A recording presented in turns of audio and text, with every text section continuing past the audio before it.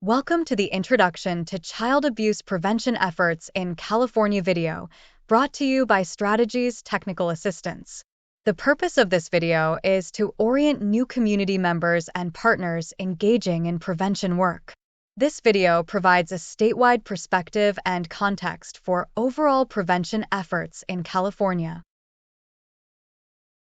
In this video, you will hear about an overview of prevention, a brief background on statewide prevention efforts, including about the Family First Prevention Services (FFPS) program and Comprehensive Prevention Plan (CPP), about the prevention frameworks, protective factors and social determinants of health, about community pathways, and finally reflect on next steps. First, we will start with an overview of prevention. What is child abuse prevention? Prevention means reducing the risk factors that lead to child abuse and neglect. Prevention services and supports help protect children and produce thriving families. In California, prevention teams are dedicated to addressing child abuse and neglect and aim to improve the well-being of children, families, and communities. What is child and family well-being? When families are healthy, safe, and economically stable, their children's health and well-being can thrive.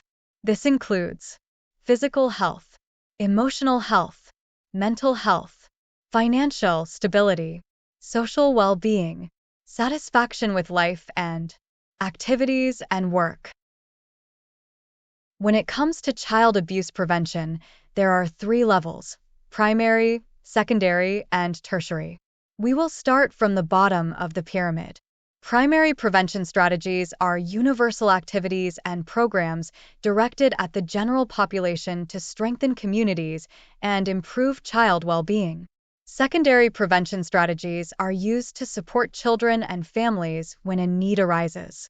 Tertiary prevention strategies are interventions and services when child maltreatment has occurred that aim to reduce the negative consequences of the maltreatment and to prevent its recurrence.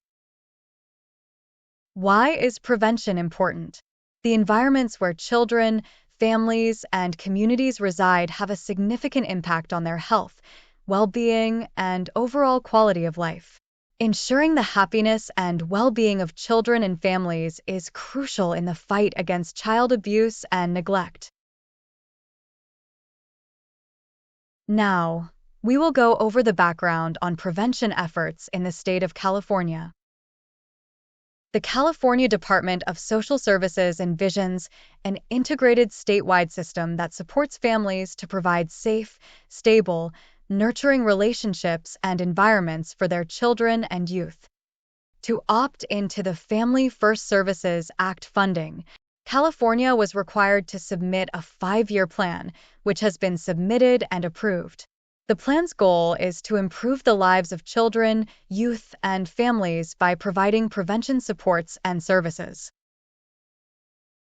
In April of 2022, All-County Letter Number 22-23 was released. This gave California counties the opportunity to opt into the Family First Prevention Services program to be able to access funding that could fund primary prevention activities. A comprehensive prevention plan was required to access the funding. So, what is a comprehensive prevention plan? A comprehensive prevention plan is a written plan that is designed to create a system where families can get the help they need wherever they go. It shifts towards building community well-being. It requires family-strengthening organizations to collaborate and align their efforts and center overall child and family well-being. Comprehensive prevention planning is a complex process. Some components include community engagement, which means involving community members in the process. Asset mapping, which means reviewing what is already available and what is still needed in a community. Cross-sector collaboration, which means working across various organizations and systems towards a common goal. And equity, which means creating systems that all children and families can access and use without barriers. Here is a timeline of the statewide prevention convenings where county prevention teams came together with their cross-collaborative teams to move forward prevention efforts. In January 2019, the first prevention convening, called the Summit, was held with 22 counties. In September of the same year, prevention teams came together again to learn and share about their prevention efforts. In August 2021, the prevention convening was held virtually for the first time due to the COVID-19 pandemic. This event was focused on equity, community leadership, and systems change. In June 2022, the convening focus was on comprehensive prevention plan readiness. In May 2023, the convening focus was on comprehensive prevention plan implementation, as prevention teams were in various places of their prevention planning and implementation. In March 2024, the convening focus was on centering tribal voices, sustainability, and support. Now we will talk a little about two prevention frameworks. The first is the Protective Factors Framework. The Protective Factors is a framework utilized by many county child abuse prevention planning teams to guide the interventions offered in their communities. Protective factors refer to the qualities or strengths of individuals, families, communities, or societies that help reduce risks and encourage positive well-being and healthy growth. Protective factors include concrete supports, social connections, social and emotional competence of children, parent resilience, and knowledge of child development. When families display proficiency in these areas, the risk of child abuse and neglect diminishes, paving the way for a nurturing environment that supports optimal child development. The next prevention framework is social determinants of health. Social determinants of health are the conditions in which we live, work, and play. This includes education access and quality, healthcare access and quality, neighborhood and built environment, social and community context, and economic stability. As we improve them for communities, we help increase the health and wellness of communities. We also understand the connection between healthy, thriving families and the reduction of child maltreatment.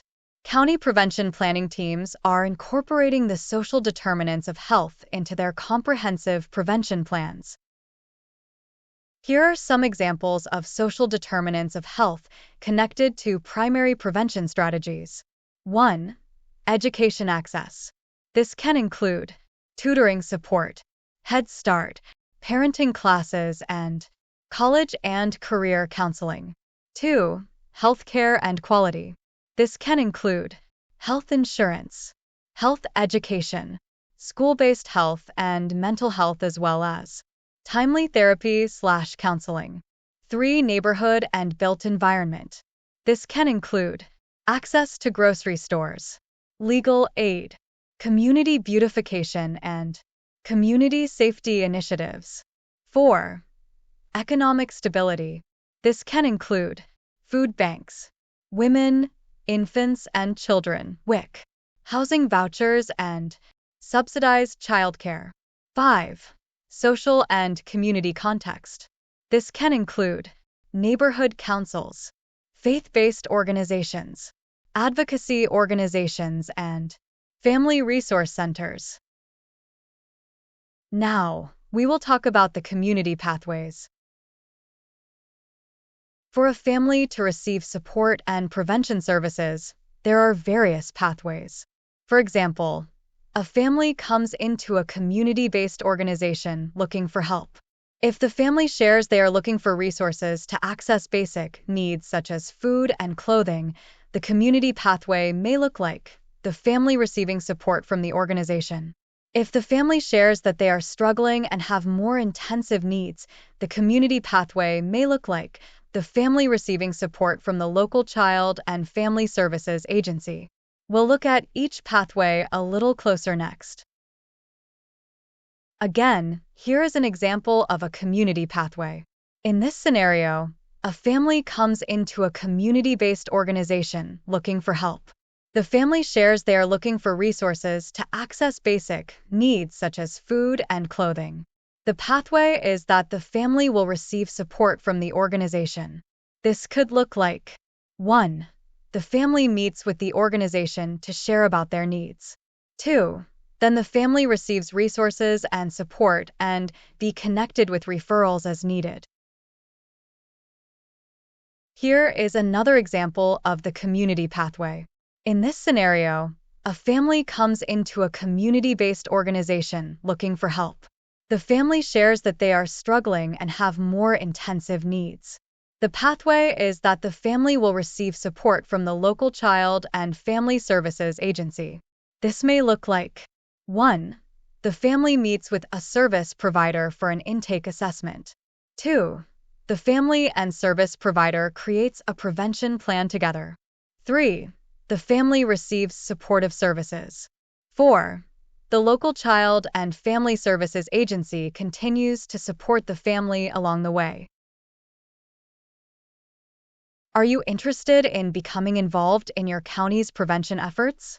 Here are some questions that can help direct you to your next steps. 1. Are you connected to your county's prevention efforts? 2.